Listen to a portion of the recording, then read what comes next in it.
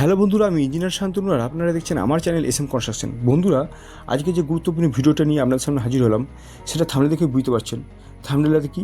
থাম্বনেলটা হলো এটাই যে আপনি কম খরচে একটি মজবুতি বাড়ি তৈরি করতে হলে 5টি যে গোপন উপায় সেটা আপনার সামনে তুলে ধরার চেষ্টা করছি বা বলছি, বা বাড়ি তৈরি খরচ কমানোর জন্য যে এই 2026-এ 5টা টিপস বলতে পারেন, সেটা আপনাদের সামনে তুলে ধরছি।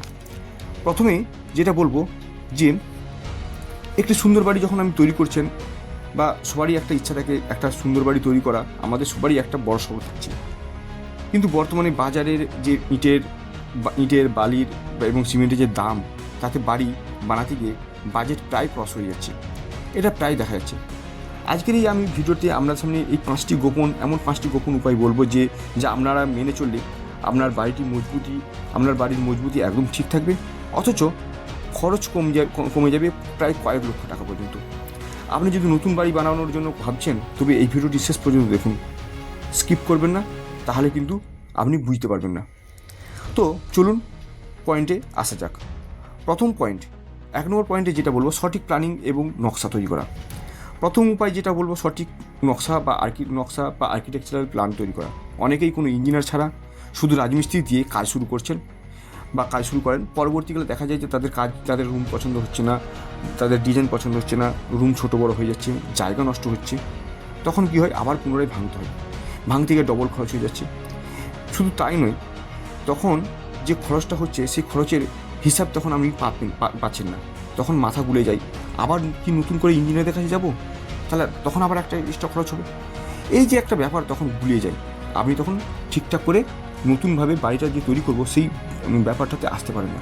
তাই বলি, সুন্দর একটা বাড়ি বানাতে হলে একজন দক্ষ ইঞ্জিনিয়ারের দিয়ে নিখুঁত একটা ম্যাপ করে নিন, প্ল্যান করে নিন।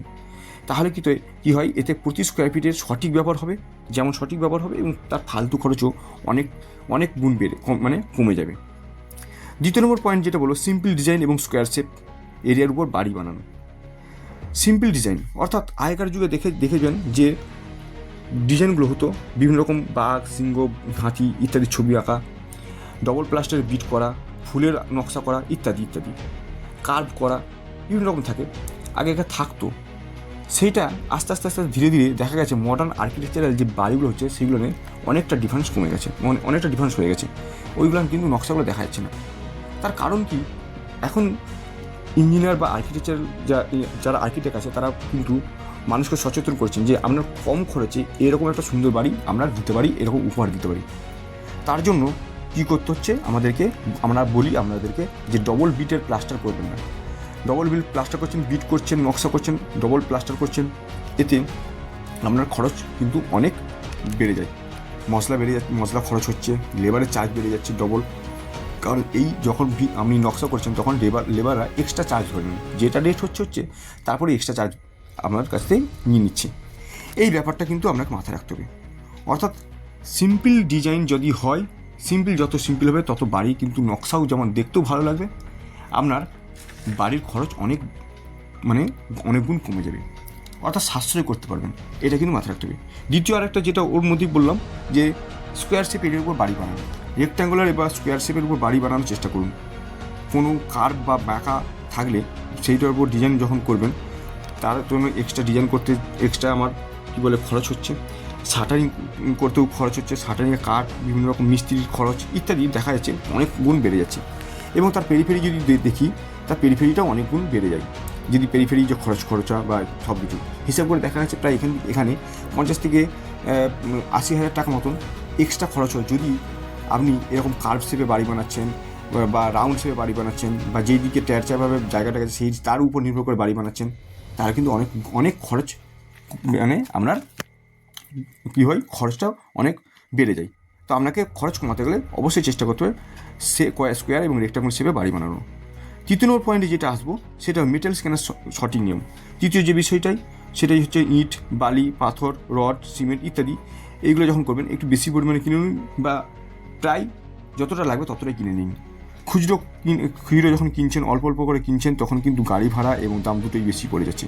আজকের রেটে যে মালটা কিনছেন 5 টাকায়, সেটা 10 দিন বা 20 দিন পরে যখন কিনবেন সেটা কিন্তু রেট বেড়ে যেতে পারে। তাই ম্যানুফ্যাকচার ডিলারদের কাছে বা ডিলার যারা আছে সরাসরি বড় ডিলার বা ম্যানুফ্যাকচার যারা করছেন তাদের কাছ থেকে কোম্পানি থেকে কোটেশন নিন বা দাম যাচাই করুন এবং মাল কিনুন, তাতে প্রতি বস্তা সিমেন্টের অনেক দাম কমে যাবে, প্রতি বস্তা সিমেন্টের যে খরচটা এবং রডের থেকেও অনেক ডিসকাউন্ট আপনি পেতে পারেন। এটা কিন্তু একটা ভালো পয়েন্ট। আপনারা যারা কাজ করবেন বলে ভাবছেন একটু কারোর সঙ্গে যোগাযোগ করুন, কারোর মাধ্যমে যান। যদি যোগাযোগ না করতে পারেন ওনাদের সাথে কোটেশন দিন যে আমি এত মাল কিনবো, তাহলে কিন্তু ডাইরেক্ট কোম্পানি থেকে মাল এটা ওনারা দিয়ে দেয় আর কি। তাহলে সেক্ষেত্রে খরচটা অনেক কীভাবে কমে যায়। এরপরে যে নেক্সট পয়েন্ট বল, দক্ষ মিস্ত্রি বা ঠিকাদার দ্বারা কাজ করান। দক্ষ মিস্ত্রির ঠিকাদার নির্বাচন করুন, চতুর্থ যে উপায়টা বলেছি। কারণ অদক্ষ বা সস্তা মিস্ত্রি দিয়ে যদি কাজ করেন তাহলে কিন্তু মালামাল বেশি অপচয় হয়, অর্থাৎ মেটালস অপচয় হচ্ছে, ওয়েস্টেজ হয় বেশি। কাজে ভুল করে সেই ভুল আপনি ঠিক করতে গিয়ে আপনার দ্বিগুণ খরচ হয়। তাই বলি দৈনিক একটা চুক্তি চেয়ে অভিজ্ঞ ঠিকাদারকে স্কোয়ার ফিট চুক্তিতে কাজ দিন এবং তাতে কী হয়, কাজ দ্রুত হয় এবং সাশ্রয় অনেক হয়, অর্থাৎ টাকা পয়সা সাশ্রয় অনেক কিন্তু হয়ে যায়, কাজটাও ভালো হয়, তাড়াতাড়ি হয়। সস্তা মিস্ত্রি আপনি নেবেন না, একটু ভালো রেট দিয়ে একটু ভালো মিস্ত্রি যাচাই করে তারপরে কিন্তু কাজ করেন। এরপর নেক্সট যে পয়েন্টটা বলবো, পঞ্চম পয়েন্ট, সেটা হলো কম এরিয়া জুড়ে বাড়ি তৈরি করা। অর্থাৎ এরিয়া যত কম হবে খরচ তত কম হবে, এটা তো আমরা সবাই জানি। কিন্তু এ সত্ত্বেও আমি বলবো যে যদি আমরা জায়গা যদি 1600 স্কোয়ার ফিট এরিয়ার উপর জায়গা থাকে, আপনি ধরে নিচ্ছেন যে 1600 স্কোয়ার ফিট এরিয়া আমার আছে, তারপর 3 BHK একটা বাড়ি বানাবো, সুন্দর একটা প্ল্যান হবে, অবশ্যই হবে। কিন্তু চেষ্টা করবেন 800 স্কোয়ার ফিটের উপর গ্রাউন্ড ফ্লোরে 800 স্কোয়ার ফিট ফার্স্ট ফ্লোরে বাড়ি বানান। কারণ আপনি যদি পয়সা বাঁচাতে চান, টাকা পয়সা বাঁচাতে চান, সাশ্রয় করতে চান এবং বাড়িটাও ভালো পেতে চান, তাহলে কিন্তু আপনাকে দেখতে হবে যে এই 1600 স্কোয়ার ফিট টোটাল এরিয়ার উপর বাড়ি না বানিয়ে 800 নিচে 800 উপরে 800 এই দুটো এরিয়াতে ডিভাইডেড করে আপনি বাড়িটা বানান।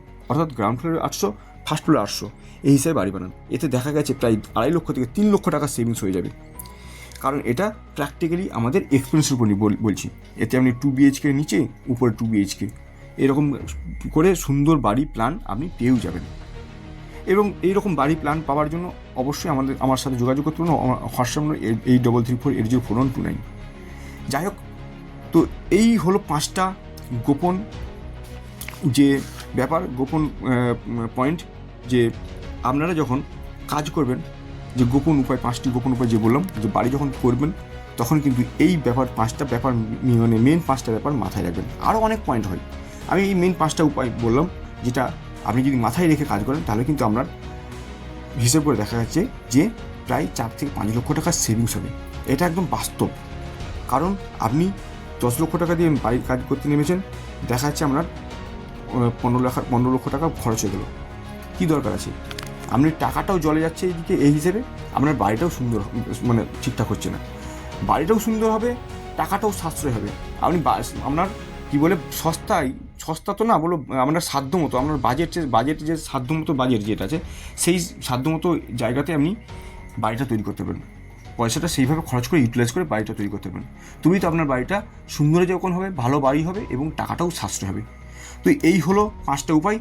যদি ভিডিওটা ভালো লাগে অবশ্যই লাইক, শেয়ার, কমেন্ট করুন এবং আমার চ্যানেল SM কনস্ট্রাকশনের সঙ্গে জুড়ে থাকুন। যদি কোনো এরকম তথ্যমূলক ভিডিও বা ভালো ভিডিও ইঞ্জিনিয়ারিং রিলেটেড, যদি কনস্ট্রাকশন রিলেটেড যদি ভালো ভিডিও পেতে চান, তাহলে অবশ্যই আমার চ্যানেলের সঙ্গে জুড়ে থাকুন। তো আজকের দিনে এই পর্যন্ত, পরবর্তী ভিডিও তত ভালো থাকুন, সুস্থ থাকুন, ধন্যবাদ।